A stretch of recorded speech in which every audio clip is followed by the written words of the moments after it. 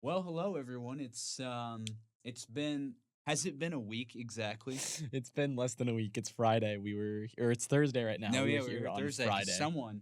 that guy over there is going to be in Indianapolis, right? All day Yeah, Friday. Yeah, yeah. I'm making a little day trip type thing. he's taking a little trip, a little stroll down I-69. That's the one. Yeah, I can't even believe I got that right because I'm not from here. But yeah, Spoken like a true Hoosier. yes, like a true Hoosier, I guess. But yeah, no. Sports Talk on Elm Street is back. I'm Joe Elms. He's Quinn Richards. That's me. Like usual, the fellows are back to talk. And I mean, in terms of what's going on in the sports world, there's a lot going on. Yes, there's been lots of NBA stuff, lots of college basketball rumblings. Hey, The Luca NBA. got traded. Stop. Sorry, I knew that would make him mad. I knew that would Yeah, make him that did not angry. exactly. A resident Mavs fan, Joe Yes. Elms, very notably happy with his team and the decisions they made. That's what he told me, at Yeah. least. I was quite happy with the Yeah. decisions that they made. I think the team has the best chance to win going forward, and I really agree with their decision to trade away the Trade away 20 the 25-year-old future of your franchise for a guy who's going to retire in 2 years. Yep. Yeah, I like that. I for like that. I like that. the perennial first team All NBA selection, the scoring champion last season, and as to Quinn's point, the future Yeah. of the entire franchise, and the Yeah. guy who wanted to be here his whole career. And said you shipped him off for some guy who admittedly is a really great player, but nowhere near Luca, and who is seemingly always injured. I think he's I think maybe gotten a little bit better with that Mr. Anthony Davis. over the past couple years. Yes, we're talking about Mr. Anthony Davis because the Mavs, for some reason that I still can't comprehend, traded Luka Doncic and Maxi Kleba and Markieff Morris. And while we will be talking about the Jalen Hood-Schifino trade for Yes. years to come, Yes. there are more pressing matters at hand. Yes. Yeah. Changing topics from the Mavs being complete idiots, and a reason why I'm really just having to struggle to support them. I'm gonna do it because I'm an MFFL. I can't. I have to be loyal. Something more than I can say for what they are. Mavs fan for life for those not initiated. Yes. Mavs MFFL stands for Mavs fan for life. They use that You know, all the for time, I'm now. sure. For the moment. One of the few that's left. Yes. But yes, we have more pressing matters at hand because as we kind of led into in our last episode and gave a little bit of a pre-warning for, this is our Super Bowl 59 preview episode, the special before the Kansas City Chiefs take on the Philadelphia Eagles in New Orleans, Louisiana, in Super Bowl 59. Joe, how excited are you for this game? I am so excited. It's been 2 years since we've seen the Eagles in the big game, and it's been a mere one since we've seen the Kansas City Chiefs in the big game. I know, really, a very long wait for both of these teams to get back to the NFL's pinnacle. And as you, our viewers, may or may not know, I'm an Eagles fan, and you might be thinking, Joe, you're an Eagles fan, but you're from Dallas. What's up with that? And yes, I get that question a lot. I just can't stand the Cowboys. And up until a few days ago, Jerry Jones was the worst owner in Dallas. So he's really one of the reasons I just can't stand the Cowboys. So I'm rooting for the Eagles. I have been for several years now. And they're in the Super Bowl again. And the fan in me, stating the obvious here, the fan in me hopes that it will not be a repeat of 2 years ago, Super Bowl 57. As most of us know, but if you need a refresher, the Eagles and the Chiefs squared off. The Chiefs won 38-35 over the Eagles. Thanks, should I bring that up, in large part to a bit of a questionable defensive holding penalty in the last minute and a half of the game, which let the Chiefs wind the clock all the way down, kick the game-winning field goal, blah, blah, blah. So that happened. But now these two teams are back here again, and there are some differences, some of which are very substantial in the roster and the kind of just general makeup of these clubs. but they find themselves here in the big game. And Quinn, to answer your question, I think I did, but I'm just going to answer it again because I can. Of course. Yeah, I am beyond excited. Should be a fantastic game. If last year was, or not last year, year prior was any indication, then this should be the I think I brought this meme up last episode. It should be some absolute cinema. Yeah, of course. But yeah, no, it should be cinema. It should be a fantastic game. I'm very excited. It's going to be a very, very nice and much needed distraction from the idiocy of the Dallas Mavericks. But I will say so. Let's dive straight into our in-depth preview. Why don't we? Mhm. Yeah. So the Chiefs, 15-2 in the regular season. They came in the defending AFC champion, Super Bowl champion, right? They take the 1 seed in the AFC, as you might expect with a team who won 15 games and only lost 2, And one of those losses was not playing anyone at the end of the season against the Broncos. Yes, they had all their backups in week 18, so that was to be expected. So really, if you take that out of the equation, they've lost 1 game. Yeah, 1 game all outright. season. And what's more impressive about that is the amount of games that they had that came down to the wire. It's not like the Chiefs were just blowing teams out. They had a few games where it was a little less competitive, but for the most part, a lot of these games were coming down to the last possession. And talk about the refs or whatever, but at the end of the day, the Chiefs were the ones that were consistently, time and time again, coming out with the close games, and that's kind of been a trend for Kansas City the past 3 years during this three-peat. I mean, one thing that I kind of was looking at, you think about this Chiefs, what could be a three-peat, and it's not like they've just been blowing teams out this whole time. It's not like, I mean, sure, it's been dominant, but it's been dominant in a close fashion, in a way where they are winning close games. Look at the past 2 Super Bowls. The Chiefs won by 3 points both times. I expect a lot more of the same, and that's kind of getting ahead of myself into what I think is going to happen in the Super Bowl. But it's very interesting when you're talking about the Kansas City Chiefs in this run, how it's consistently down to the wire. And I guess you could just say that's how the NFL goes. But I expect a great game. And yeah, the Chiefs have really shown that they can play well in close games throughout the season in those 15 wins. The Chiefs are hands down probably one of the best situational football teams I've ever seen. Yeah. Throughout this entire run they've been on, they've won 3 Super Bowls in total throughout this stretch of, I think it's now 7 years? 6 years. 6 years. Dating back to the 2020 season was the first Super Bowl win over the 49ers. And then you had the loss to Tom Brady. Then you had the year with Joe Burrow. And then the three-peat starts then. Losing to Joe Burrow in the AFC Championship. Then come back the next year, beating Philly in Super Bowl 57. Then beating San Francisco the year after in Super Bowl 58. The Chiefs, I mean, they're the Chiefs. I feel like there's really not. They got Andy Reid as head coach. They got Patrick Mahomes at quarterback. The cast around Mahomes and Reid, there have been some changes, but those two remain constant. And that's really, I think, all you really need to know about the Chiefs almost. I feel that's kind of like, it's almost like cliche, but it's like, it's true.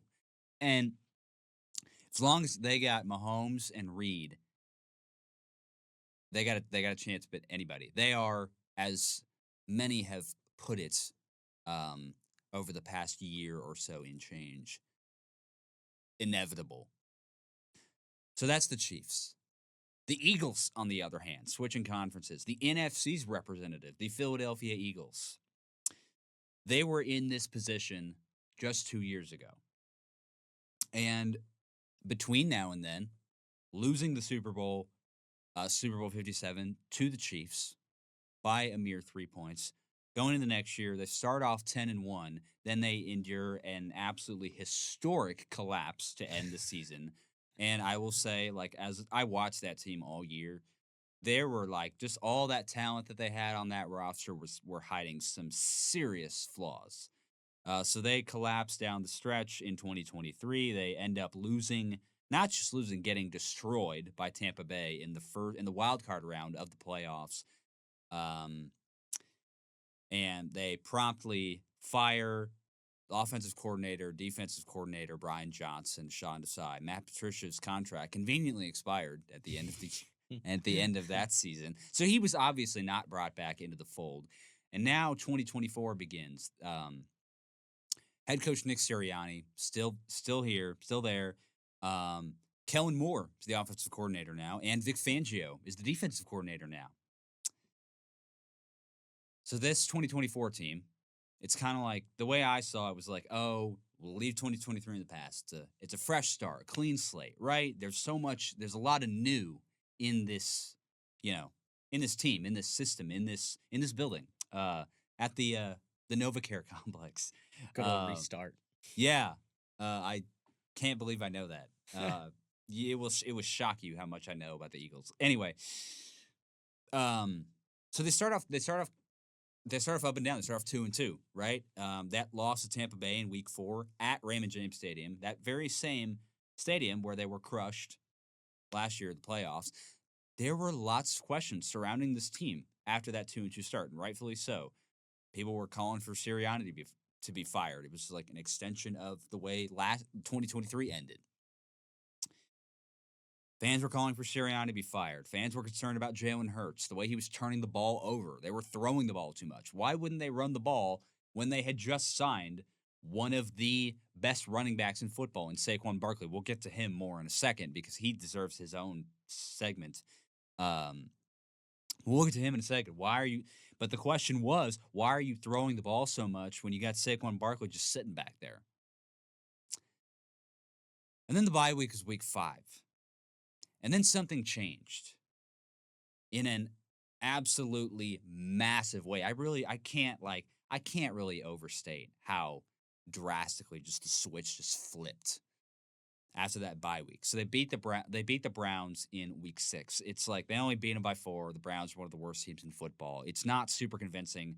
Those cries for Sirianni's job did not really get any quieter after that game. Mm-hmm. Then they beat the Giants by 25 in New York. It was like, okay, cool, good win, but it's the Giants. I mean, come on. Giants I believe they have a top 3 pick in the NFL draft this upcoming April. Yes, got that right. So they beat the Giants by 25. I'm like, okay, cool, it's the Giants, whatever. So they're 4-2 at this point. Then they go to Cincinnati. Right? Then they go to Cincinnati on the road, and they pretty thoroughly beat the Bengals, who always are boasting that high-powered offense, but that defense, their defense was not up to par this season, as we saw, which is a huge reason why they missed the postseason. So they beat Cincinnati, and then they just start winning and winning and winning and winning some more. And they end up going on this massive winning streak. The offensive philosophy has completely changed.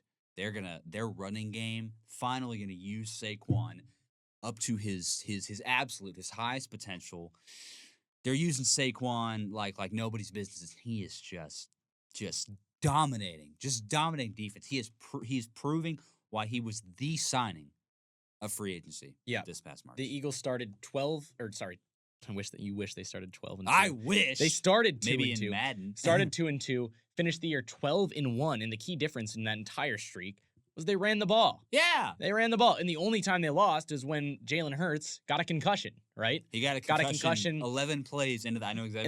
And then a huge comeback happens in that Commanders game, and then they end up losing to the Commanders, a loss they would later avenge in the NFC Championship. Yes. But, I mean, yeah, you talk about a turnaround, and there it is. There's the turnaround for your team, and it came in an obvious fashion. They ran the ball with their best player. You run the ball. When you got a guy like Saquon Barkley back there, you run the ball. It's not hard. It's really not. And so, Joe, how have the Eagles gotten to the Super Bowl? Yes. Well, so the Eagles finished the year 14-3. I mean, that probably would have gotten the top seed in the NFC in any other season, but they didn't. Spoiler alert, the reason's going to be because they ran the ball. Yeah. Yeah, because they ran the ball. How did they finish 14-3? Well, Joe, they ran the ball. How did they get to the Super Bowl? Well, Quinn, they ran the ball. No, they run. They go into the playoffs. Their running game is as explosive as ever. The passing game is, I mean, I understand it leaves a little bit more to be desired, maybe a little more consistency, right? Okay. When they get into the playoffs, they're the second seed in the NFC. They're playing the seventh seed Green Bay Packers. Beat them by 12, 22-10, if I'm not mistaken, was that final score? 22-10. Yes, 22-10, advanced to the divisional round, facing the LA Rams. This game was hilarious and almost made me have a heart attack for a couple of different reasons. Mainly because in the second half, it was kind of starting a little bit in the second quarter. In the second half, it started snowing a lot, in Philly at Lincoln Financial Field. And the Eagles were able to pull it out. It was 28-22, correct? Yeah, so they pulled it out by 6 points. The defense held strong on a attempted game-winning drive from LA. Held strong in the snow, advanced to the NFC Championship, where they will host the NFC Championship against the Washington Commanders, like you alluded to a little bit ago. And they proceed to drop 55 points on the Commanders and win the game by, let me see if I can do this math right, 32? 55-23?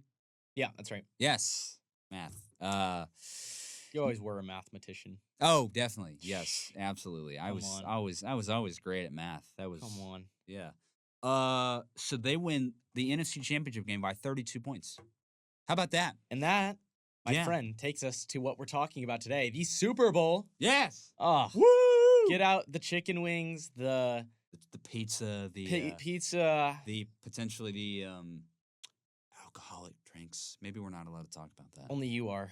What? I'm not. I'm 20 years old. What is that supposed to? Oh, like, what are you implying with that remark? No, I'm kidding. Only you are. Kidding. I am. Get out the chips and dip. My favorite part, I think, of a Super Bowl a Super Bowl feast. But yeah, no, I am excited for the Super Bowl. I got a lot of keys to the game. I got a lot of things to talk about. So let us hop right into it because I am so excited to talk about this game. Yeah, and you know what? I want to let you go first because you seem like you have a lot to get off your chest. You're too kind of me. Yeah. So go ahead. Keys to the game for both teams. Shall we start with Kansas City and then move to Philadelphia? Yeah, we'll go AFC to NFC. Let's start with Kansas City first. All right, we'll go Kansas City, me, you, Philadelphia, me, you, and then we'll go into our predictions and then maybe some bold predictions in terms of the specifics in the game. So I'll start with Kansas City. For Kansas City, it starts with this is a shocker to everyone. Stopping the run. So we told you, how did Philadelphia get the year? Well, they ran the ball. Yeah. So what are they going to have to do? They're going to have to run the ball. So Kansas City has to stop them from running the ball. This is getting really, really in-depth analysis here from my side of the table here. Some really hard-hitting analysis right here. It's the truth, though. You need to stop the run. And so what I think Kansas City should do and is going to do is on early downs, on early in the game and on early downs, you got to load up in the box. Yeah. You talked about the beginning of the season with the Eagles and their struggles in that 2-2 start. What was the main complaint? That they were passing the ball too much. Yeah. The Eagles aren't a great offense when they're focusing on passing, when they have to pass first. The passing game is good when it's opened up by the run game. They work inside out. It's how most teams do it. Contrary to like Ohio State, who was a weird team where they had to pass the ball to run it. There it is. Anyways, they work inside out. They need to run the ball to open up the passing game. If Kansas City can force the Eagles to pass the ball on early downs, Kansas City's defense is going to have a good chance to get off of the field and get off of the field early. Yeah. And that's what's going to have to happen. Yeah. The next step is slowing the game down if you're Kansas City. Kansas City's got to make sure that the game is at their own pace. You talked about the Kansas City Chiefs being one of the best situational teams in football. That starts with controlling the pace of play. Kansas City has to dominate time of possession. Kansas City needs to keep their offense on the field, keep Saquon off the field. And if they can do that effectively, that's how you win games. They did a pretty good job of it in the first half against the Bills. And that's why Kansas City, if it wasn't for a Mac Hollins touchdown late in that one, would have had a pretty big lead going into halftime. Would have been 21-10 going into halftime. Yeah. My next step, get Kelce involved early. Travis Kelce has been the leading receiver in both of the last Super Bowls for the Chiefs. It hasn't been by a ton. He's had less than 100 yards in both of those games, but he still made a difference because he is a go-to guy for Patrick Mahomes. You want to get him involved early so that the Eagles have to put more attention onto Kelce, which opens up some of those other receivers that smorgasbord of receivers at Kansas City that they have right now. There's Very, no standout wide receiver one. You're very, going to have to very, work around very with it. good word choice. Right there. Smorgasbord. Had to Yes. work that into the show at some point. Yes. My last thing for Kansas City, and this is an obvious one, and this goes basically for any football game at any level, you got to win the turnover battle. Yeah. That was the concern with Kansas City earlier in the season. They were winning games, sure, but Patrick Mahomes was being careless with the football. There were a lot of interceptions that were just bad decisions. There's bad throws. Bad It was decisions. Bad throws. So for Kansas City, you can't have turnovers. You cannot do it. We saw what happened when the Commanders had some turnovers against the Eagles. It derailed the Commanders' offense. It allowed the Eagles to string together possessions on offense effectively. Eagles' offense was almost on the field the entire game. Oftentimes they with were excellent field with position. excellent field position. Yeah. If you're the Chiefs, that's a no-no. You can't do that. And the Chiefs have been great about this in postseason play the past 2 years. Honestly, since this run of limiting turnovers, it's going to have to happen in this game if the Chiefs want to continue and win the three-peat. Yeah. I truly believe that is going to be one of the most important ones. Turnover battle. I mean, it's a cliche. You hear it a lot. Different pundits, different broadcasters. But again, like you said, it's true. But there's a reason it's true. You got to win the turnover battle, especially in the Super Bowl. And that's my last key for the Kansas City Chiefs. I got a ton of keys for the Eagles, but I'll send it over to you. Joe, how do the Kansas City Chiefs finish the three-peat? Oh, man. So I agree with everything that you said. Yeah. The first thing obviously that kind of just jumps out to me is they got to find a way to slow down Saquon. Mm-hmm. They have to find a way to slow down Saquon Barkley. And Saquon Barkley has been, I said this earlier, he's been the signing of free agency. He's been an MVP candidate for a reason. He's not going to win it because he's not a quarterback, but that's probably the only reason he's not going to win it. He rushed for 2,000 yards in the regular season. He probably would have had a million more touchdowns if not for this thing called the tush push. He has been the best running back in the NFL, hands down, and it's really just incredible what he's done now that he's running behind a real offensive line, something that he did not have for most, if not all, of his tenure with the New York Giants. For the Chiefs, you got to rely on that defense. That defense has been winning you games. Mm-hmm. Just straight up. That defense has been winning you games. That defense is a huge reason you are 15-2 instead of something along the lines of like 10-7 or 9-8 or whatever. That defense, Steve Spagnuolo, if there was someone I would trust to stop a guy like Saquon Barkley, it would be Steve Spagnuolo and the whatever defense he's coaching. It would be Steve Spagnuolo and this Kansas City Chiefs defense. So you got to be able to slow down. Do I think that anyone can stop Saquon Barkley? No. I do. What? I'll get into it. I do. You do? I do. Okay. I'll get into that's it. That's where we agree to disagree. I don't think that the Kansas City defense will be able to stop Saquon Barkley. The biggest key, and I think we agree, on the big key here, is you have to slow down Saquon Barkley and make Jalen Hurts, the passing game, beat you. Make Jalen Hurts beat you with his arm. Yeah, that's got to be the game plan. There's a twist to that, though. There's a twist to that. The issue, and this is where I see a potential issue come up with the Chiefs. Do you remember how Jalen Hurts performed the last time the Chiefs and the Eagles played each other in the Super Bowl? That was, one of the greatest Super Bowl I'm trying to figure out how to put this. One of the greatest single game Super Bowl performances from a player ever. I think he had the high 27 for 38, 304 yards and a touchdown through the air, 15 carries for 70 yards, 3 touchdowns on the ground. That's over 375 yards of total offense and 4 total touchdowns. That's just unbelievable. Crazy. Jalen Hurts was the best. I think Jalen Hurts was the best player on the field in that Super Bowl, and he proved to the world that he can beat you with both his arm and his legs. But I want to focus on his arm because that's where people are, they're questioning him. They're hating on him, all of this stuff. They're hating on the passing game. It hasn't been nearly as consistent as people would like. And I think that Hurts has proven that he can beat you with his arm, and that kind of You said that the running game opens up the passing game. That's 1,000% true. Mm-hmm.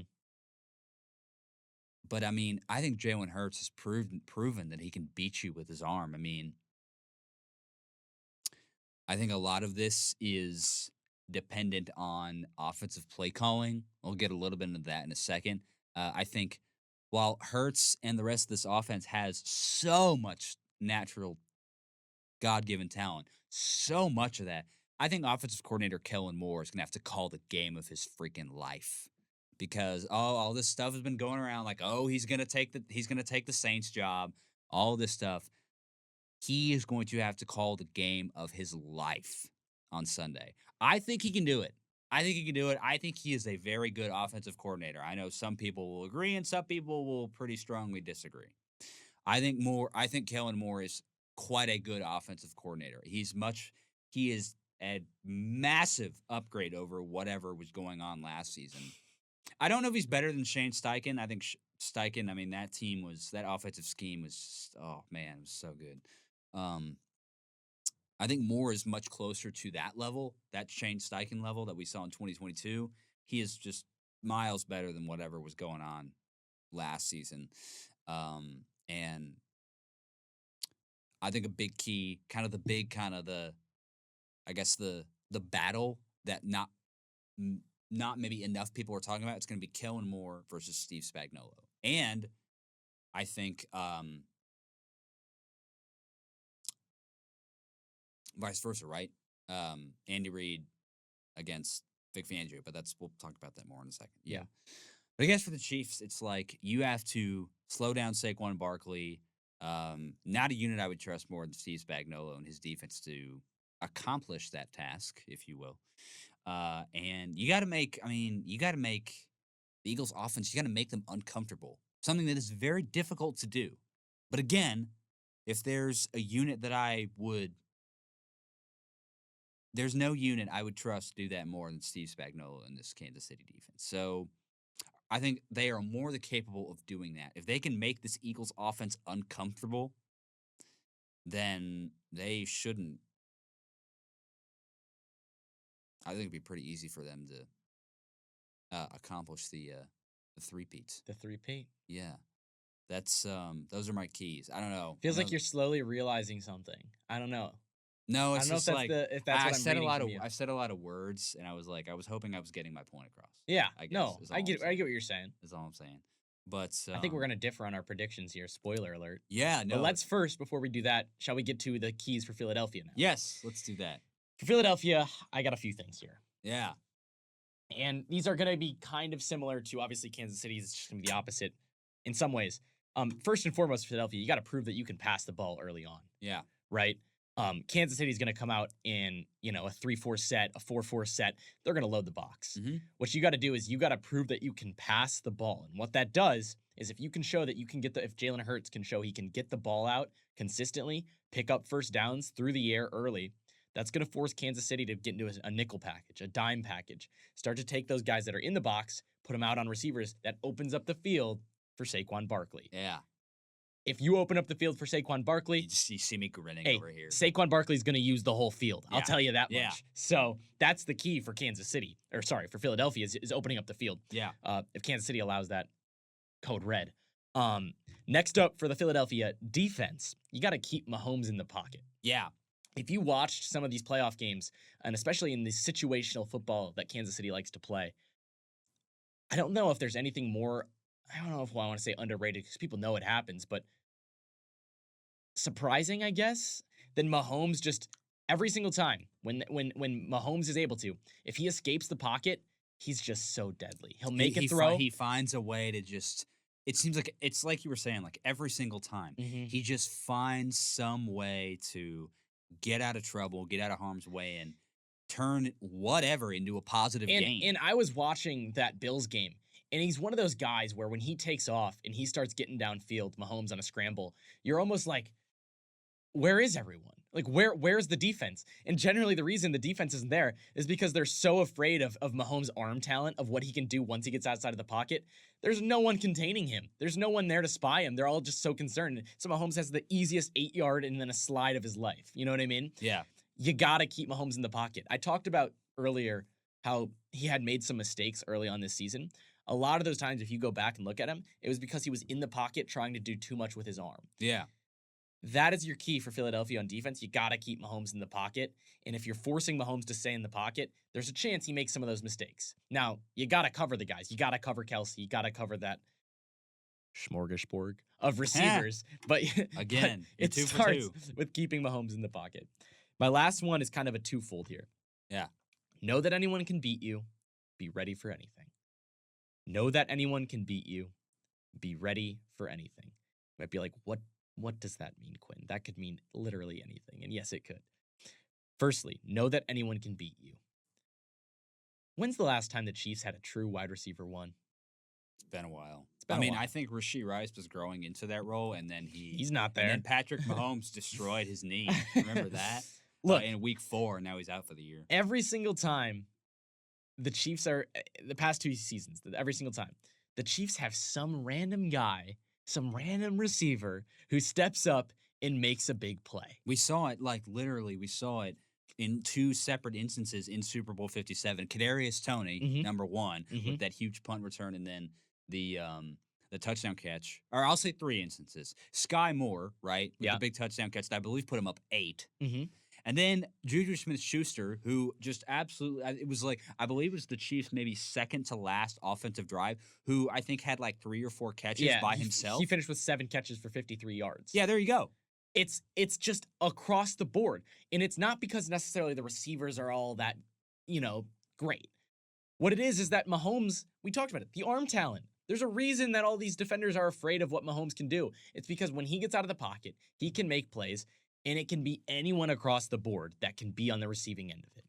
And if you're Philadelphia, you got to be ready for that. You got to know you can never lose focus. Even if you're cornerback 3, even if you're cornerback 4, you're covering the 4th option on any given play. You got to be ready because that guy can easily burn you because that's just who Mahomes is. If you're someone you probably won't know any of the people I'm about to list off here. If you're somebody like Isaiah Rodgers, if you're somebody like Kelly Ringo, anybody deep in the depth someone chart. like Sidney Brown, guys who are primarily on special team, but if you get in there for even a snap or 2, you gotta be ready. You gotta be ready for anything. Because anything can really burn you against the Chiefs. The second, be ready for anything. That's trick plays. No one is more creative. I don't think. I mean, I guess the Lions are arguably more creative, but the Chiefs consistently have these plays that are these funky looks, these weird looks in the backfield. They do a lot of these weird laterals. They'll get a little trick end around to Kelsey, whatever it might be. They're gonna come out. They're gonna be there. They're gonna come out in the Super Bowl because you gotta put it all on the field. I expect a few. I expect at least. I'll say. I expect at least 3 trick plays from the Chiefs this game. You saw that play. There's one play that kind of jumps out to me. That play that A, won the Super Bowl for them last season, and B, killed the Eagles not once but twice. For touchdowns. It was the corn dog play, right? So I feel like I'm almost certain that they're gonna run that.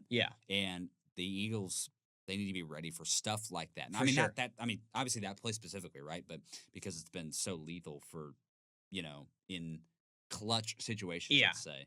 But they got to be ready for those trick plays, just the kind of the weird end arounds, guys going all over the place in motion and just stuff like that. It's what the Chiefs do, and it's what they do so well. And it's just they are so good at just completely catching an opponent off guard with some tweak or some just little kind of just wrench thrown into the defensive game plan, whatever. You got to be ready for anything. And then my last thing I'll say for Philadelphia, and I'll keep this brief, can't have turnovers. Got to win the turnover battle. Big play in Super Bowl 57, 38-yard fumble recovery for a touchdown from Nick Bolton. So that's crucial. That's pivotal. That's huge. Sometimes I wonder. You look at the final. What would have happened if that didn't happen? Exactly. Yeah. You look at the final score. It's a 3-point game. That's a big swing right there. That's a big 7 free points. That's the game. So you got to win the turnover battle. So Joe, And keep in mind, when that happened, Philly was like around midfield and we're driving Yeah. down the field Yeah. to probably score. It was a promising drive. So, Yeah. I mean, that could be a 10, 14-point swing. Joe, I'll send it over to you. You are our Philadelphia Eagles fan. I think I know what your prediction is going to be once we get to that in this game. So, Joe, for you, how is it that Philadelphia wins this game and breaks, I don't know if you want to call it a dynasty, breaks up what would have been, I mean, is still currently one of the greatest runs in the history of the NFL, but breaks up a three-peat? How does Philadelphia do it? You alluded to this. I will say the first thing you got to force turnovers. Kansas City, we both said it. They're so good at situational football. They, generally speaking, the Mahomes interceptions they were a problem. I think earlier in the year. I think he's done a better job of taking care of the ball, especially over the back half of the year and in the playoffs. Right, I'm saying Mahomes specifically. Yeah. I'm also talking about the whole team. You got to force turnovers. I have faith that they could do it because keep in mind, a stat that jumped out at me right away is the Eagles led the NFL in forced fumbles. You saw they forced 3 of them in the NFC Championship game. They have just that's not luck. That's coaching. That's coaching and that's skill and Yeah. I mean Vic It's a Fangio concerted and effort. yeah, and linebackers coach Bobby King, I believe. I don't know, man. I don't know whatever Fangio and King are doing, they're doing something right. Putting something in the water over there. Something in the water over there that Fangio brings over right in his system. But they've led the NFL in forced fumbles. The Eagles they're a 3-level defense. They're a complete and utter I cannot oversay this enough. They're a complete and utter 180 from what last season was, right? From what the 2023 defense was. They got a pass rush. It took a little bit for the pass rush to get going, but once they did, man, I mean, I thought they might suffer with the loss of Hassan Reddick, who is a Jet for now. Anyway, that's not the point. I thought they would suffer the loss of Hassan Reddick. It looked early on like they might, but then Josh Sweat started to get going. Nolan Smith, oh man. I knew I wasn't wrong about him. I wasn't wrong, just a little too early. Took a little bit for him to come into his own, but man, he looks like he could be something really special.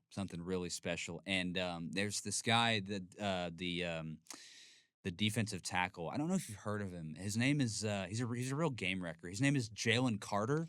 I don't know if you've heard of him. He was a top 10 pick. Might ring a bell. He was on the Georgia national championship defense. Yeah. He's pretty good at this whole football thing. Kind of niche, a little yeah, niche. a little bit niche. He's pretty good at this whole football thing, kind of getting to the quarterback, making life completely miserable for an offensive line. He's I don't know if any of that rings a bell, but you know it's he's pretty good. He's one of the best defensive linemen, defensive tackles in the NFL now. Sure. So, and so that pass rush has really come into its own. It's been great. The defense, the linebackers. I know who everyone is thinking of right now, but I'm going to save him in a second. Nakobe Dean had a fantastic season until he got hurt. In the wild card game. His replacement, Oren Burks. Hey, quick shout out to Oren Burks. He's made some outstanding plays over the past couple of games. Fun fact, he was on the 49ers team last season that lost to Kansas City in the Super Bowl, right? He got called on when Dre Greenlaw got hurt on that freak play. You remember that? Mm-hmm. He got called on. He did not play well in that game. He did not play well. Now he's had a little bit of time to kind of learn Vic Fangio's system, just kind of work. And when Nakobe Dean went down, he was thrust in there, and he's made some outstanding plays. And I think overall he's played so much better than or really any Eagles fan could have expected as the replacement for one of the. I think Nakobe Dean has been one of the best line. I want to say it. Maybe it's a hot take. I don't know. I think he's been one of the best linebackers in the NFL, especially against the run. But shout out Oren Burks for taking next man up, taking Nakobe Dean's place after the injury, and he's been playing really well. But the maybe the biggest surprise, maybe Quinn of this NFL season has been Zach Bond. This guy was a special teams player on the Saints, and the Eagles signed him to, I think it was like a 1 year, like $3.5 million deal or something like that. I don't know. And he has turned into an All-Pro and a contender for Defensive Player of the Year. How often can we say something like that has happened in NFL history? I mean, how often? Not at all. Not really ever. Has this ever something like this has this ever happened in NFL history? Not that I can recall. Zach Bond, the guy can do it all, man. The guy can do it all. He can cover, he can defend against the run, he can defend against the pass that goes into cover, whatever. He can defend against the run and the pass. He can cover your wide receiver and cover a tight end. He can rush the passer. He can tackle, one of the best tacklers in the entire league, bar none. And he's an All-Pro and a contender for Defensive Player of the Year for a reason. And the job that Vic Fangio and linebackers coach Bobby King have done with him and this entire core has been nothing short of unbelievable. And then we get into the secondary, right? So they draft two corners, Quinn Mitchell and Cooper DeJean, who is not a safety, by the way. Cooper DeJean is not a safety. He is a corner. And I think the turnaround that this defense has kind of made, it started when Vic Fangio put Cooper DeJean into that starting slot corner position after the bye week. That was a turning point for this defense. They have been just lights out. They've been the number one defense in the NFL. The secondary has been phenomenal. They've been locked down. They got Quinn Mitchell, who has been probably the best rookie corner in the NFL. Yeah. No, I don't think there's any debate about that. Yeah. Not much.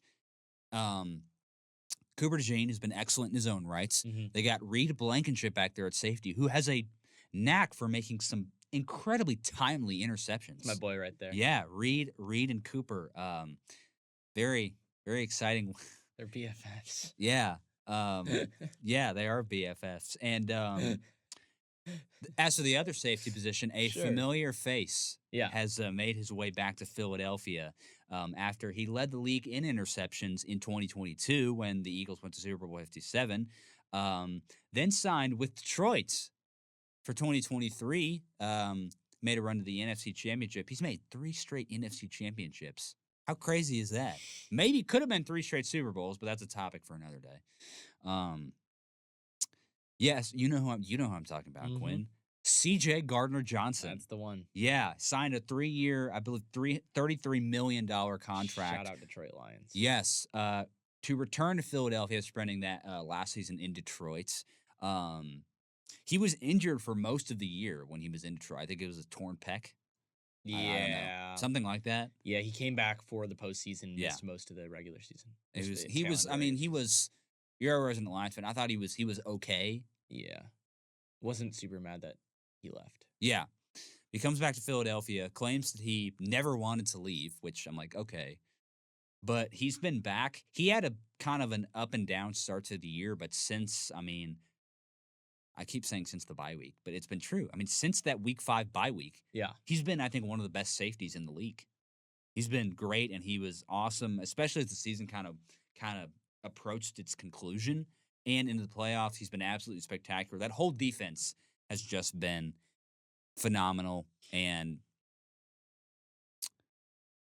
so it's like you were saying, right? You got to keep Mahomes in the pockets. You got to you can't have, I don't know if this is really difficult to do because the Chiefs, they're not really explosive. They're not an explosive offense, at least not anymore. Are they capable of doing stuff like that? Yeah, sure. But it's not something you see on a regular basis like it was when they started winning like kind of earlier. I don't know if you'd agree on that, but for the Eagles, you had to keep Mahomes in the pocket. You have to win the turnover battle. You absolutely have to force turnovers. If you don't force any turnovers, you're not going to win the game. I think it's as simple as that. If you don't force any turnovers, you're not going to win the game. And for an Eagles defense that has led the league in forced fumbles, they're one of the top teams in forcing turnovers, the number one ranked defense in the entire league. I have confidence that they'll be able to, at the very, very absolute least, force one turnover. I mean, the hope, as this is the fan of me, in me coming out, that they'd force more than one. But I have confidence they'll be able to force turnovers, even as good situationally as the Chiefs are. So I think a lot of the keys for me lie on the defensive side of the ball. Okay. I know you might think, oh, it's a sure thing. It's the best defense in the NFL. But it's also, this is the Chiefs we're talking about here. Yeah. The Chiefs are unlike any team the Eagles have faced all year, right? And I know that we got about 10 minutes left. Let's get into predictions. Yeah, the offense has been running offense, but great passing offense. We need more. We need more consistency. Yeah. I guess I'll narrow it down to this, and then we'll shut up. Kellen Morris called the game of his life. Right? The Eagles need good offensive play calling. Bro, think he part of the team. Who invited my man Blood? The Eagles need good, I would say elite offensive play calling from Moore. I know he might be. I really hope he's not wrapped up in arms about the Saints job. I have confidence that he won't, like a certain other coordinator a couple years ago. Anyway, win the turnover battle. Need Kellen Moore to call the game of his life. And then Jalen Hurts has to step up. I also Jalen Hurts in the entire passing offense has to step up, make plays. When Saquon is maybe not as hot as he usually is, if that makes sense. Jalen Hurts in this passing offense, they got to step up and make plays to win the game. And if 2 years ago in Arizona is any indication, I have faith that they will be able to do that. He will be able to do that. So those are my keys. I hope that wasn't too many words that got you lost or whatever. But those are my keys to the game for the Philadelphia Eagles. And like you said a minute ago, let's jump into some predictions. I'll hand it off to you. What is your prediction for Super Bowl 59? Who hoists the Lombardi Trophy in New Orleans? Football, at its core, is a game like chess. Yes, that's true. It's about matchups, right? It's strategy. It's decision making. No different is this Super Bowl.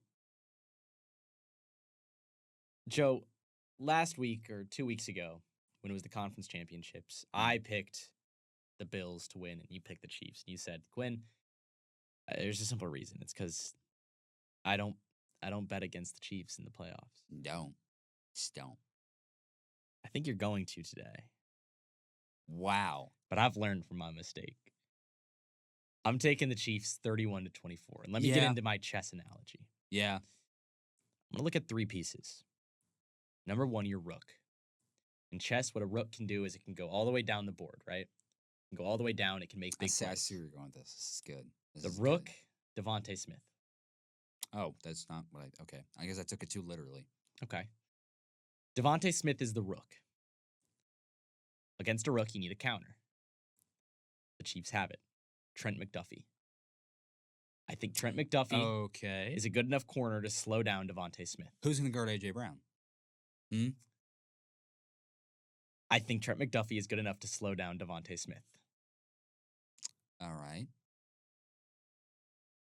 I think the rest of the Chiefs' defense is going to have to hold on to A.J. Brown, but I do think that without Smith, A.J. Brown's a whole lot less scary. And I think McDuffie is good enough to slow down Smith on his own. Wow, that's interesting. Next up, your queen. What can a queen do? A queen can move anywhere on the board, right? Basically, a queen can go, forward, backwards, diagonal, side to side. Mm-hmm. Your queen is Saquon Barkley. It's the most dangerous piece on the board. It's the most dangerous piece in the Eagles' offense. He's the guy for the Eagles. Leo Chanel. He's exactly the dynamic player that the Chiefs need in the front seven to slow down Barkley. I think he is the key. I thought Whenever you there's were, a gap, Chanel needs to be there. I thought you were going to say something like, I thought you were going to say Nick Bolton or Whether it's Drew holding the Tranquil. edge, Chanel has to be there. I think Leo Chanel is the key to stopping Saquon Barkley. Okay. Bold prediction. I'll give my bold in-game prediction. I'll squeeze it into my game prediction. I don't think Saquon reaches 100 yards rushing. Wow. I think they hold him under 100. So sure, I guess I said I think he's going to get stopped. I guess if he put up 95 yards, is that getting stopped? Maybe not. Maybe it's slowing down. So I'll say it's slowing down Barkley. But I think Chanel is the guy that's going to be able to do that. And that leaves me with my king. You lose your king, you lose the game.